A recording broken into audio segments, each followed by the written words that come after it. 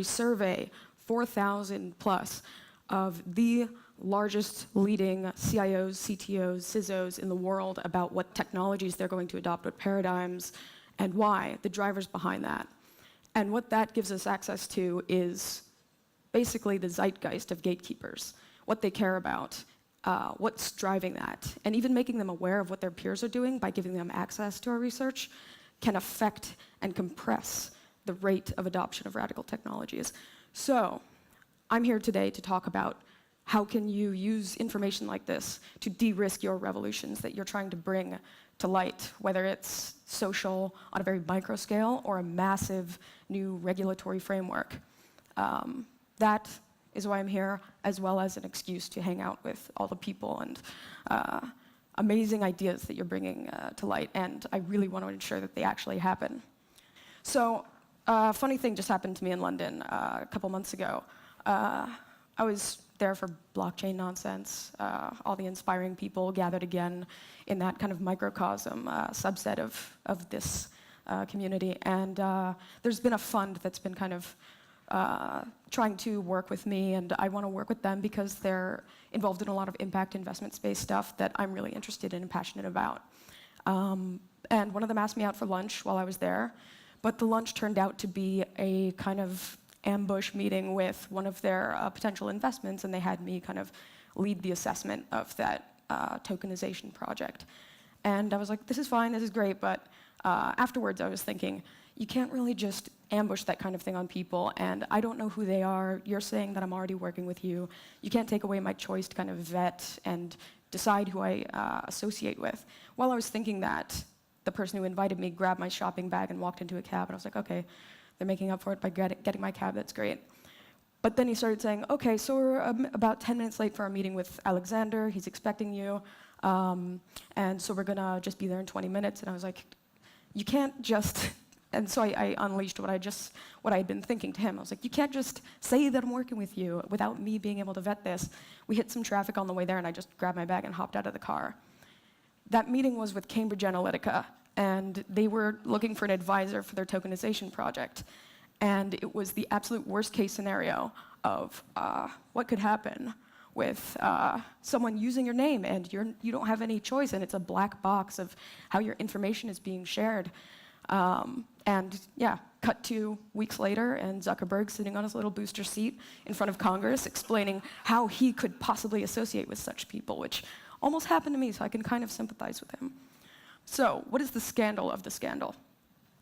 The real issue here is that one-way street, that black box of information where it was leveraged, I have to say, against the people that were being advertised to, taking away their individual sovereignty of what they choose to allow their data to be used for and who can see it, as well as their literal sovereignty in the case of the effect that could have been, or was at least bragged to have been, mainly influenced by Cambridge Analytica on the Brexit situation and with the Trump election.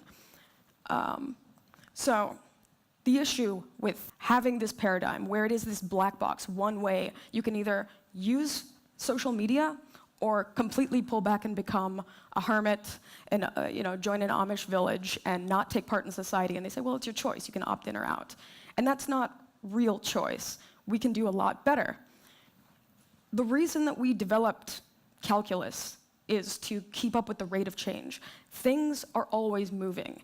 And though it's the job of the people who run these multi-billion-dollar public companies to be as risk-averse as possible, that risk aversion actually has them getting married further and further entrenched into these monolithic legacy frameworks, technologies, regulatory relationships that, while the world is changing at this accelerating pace that we're also excited for in the singularity, as we call it, it's making them much, much more exposed to the risk that they're seeking to escape from. And so the solution, that's what drew me to the decentralization space, and later discovering blockchain and Bitcoin and cryptocurrencies as an example. A way I like to think of how these radical new paradigms that are bottom-up and we know very little about, it's kind of this terra incognito versus everything that built our civilization in these centralized, delegated responsibility ways is the example of congenital insensitivity to pain. In those very few that have this congenital insensitivity to pain, they have a very young and very high mortality rate because pain is information. If you have your hand on a hot burner and you're waiting for your sense of smell and sight to tell you that damage is happening, it's way too late.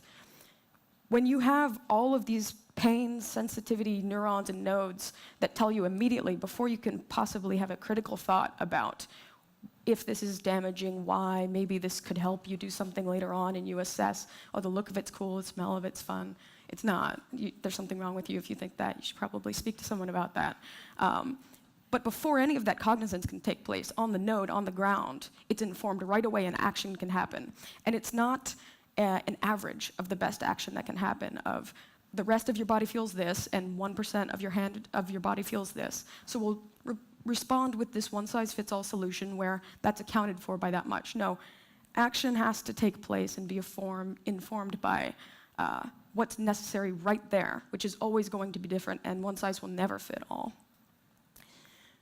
But actually, how do we get these paradigms to actually shift towards these radical and decentralized and brand new paradigms that we're all proposing here today and are possible to be proposed? We have to work with gatekeepers. We have to work with the thing that kept us all alive for thousands of years, which is that risk aversion and that preference for stability. We have to speak to those drivers rather than neg everyone who reasonably says, hey, I have a CFO, I have stockholders, I have a family. I'm not going to jump into this abyss. So how can you actually speak to the opposite side of everything that you're proposing rather than, well, we're going to shift everyone into this brand new way of living. Everything's going to be vertical farming. We're all going to be in flying cars. We're going to live forever. We're going to upload our brains into robots. That's frightening to most people. How can you say your life is going to be this much easier in this way? You're going to have a little bit of an app layer that helps you find taxis a little bit easier. So this is the research that my fund actually produces. Right now I have open our reasoning model that pulls apart from our entire sample, which includes people who run the largest companies in the world, to we have an exclusive, we're the exclusive cybersecurity research provider to the Department of Defense. And we only help them see what technologies are better for them to use based on what is happening in the marketplace. So we're trying to make government operate and work with the marketplace rather than against it or fighting it or adopting things that aren't liked by the people. And what we can see here is the drivers that you would think would speak to them of this is how much better your city can become. This is the return on your investment. Those are the smallest number of people said that is going to drive their decision making. The number one things are, is this going to be a cost-saving mechanism for me? And is this going to align with what I already have? So being able to say, all you have is this one app that you can plug into this, or all you have to do is add this one type of meeting in your workplace, and you can shift the culture, and it's going to have this much of an effect of saving cost, and you're going to be able to tell your CFO and your stakeholders, I wasn't being recklessly negligent by ignoring this technology, versus I was being reckless by adopting this new technology. So how can we actually bring these ideas to market? This is actually already happening with people in this room and around the world with special economic zones, with the new DLT regulatory frameworks. There are some really pioneering regulators and enterprise technologists at huge scale who are managing hundreds of millions of dollars just with the technology stack their companies use, that are adopting blockchain technologies and artificial intelligence and new bottom-up workplace mechanisms and governing mechanisms to attract innovators. But those are the things that aren't really driving them to do that. It's really telling them that it's riskier not to.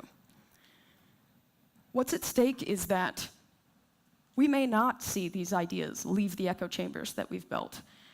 It's great to come here and be inspired and to dive deeper into our ideas, but if we try to keep working against everyone who is just driven, the majority of people who are driven by security and just fear over hope even, then these ideas will never hit the market.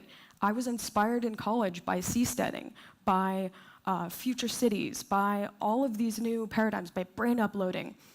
But you can't start to present your vision at that scale. You have to start with the smallest thing you can possibly isolate about it. Do you need $20 million to launch your first iteration in your ICO?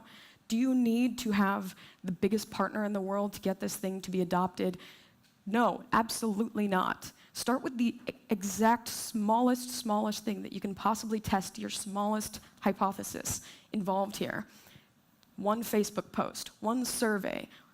Say you have the thing with one design, and then just see if people join your wait list. Ideally, see if people join their wait list and put their money where their mouth is and pre-order or something along those lines. But you don't need to hang on these excuses of why your huge vision couldn't happen when you could work with a pre-existing community and start to iterate, just like ourselves replace themselves every 7 years, although that's an average of different things get replaced at a different rate.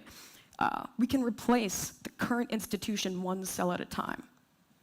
I'd like to help you do that, so get in touch with me. I have tools. I'd love to work with you.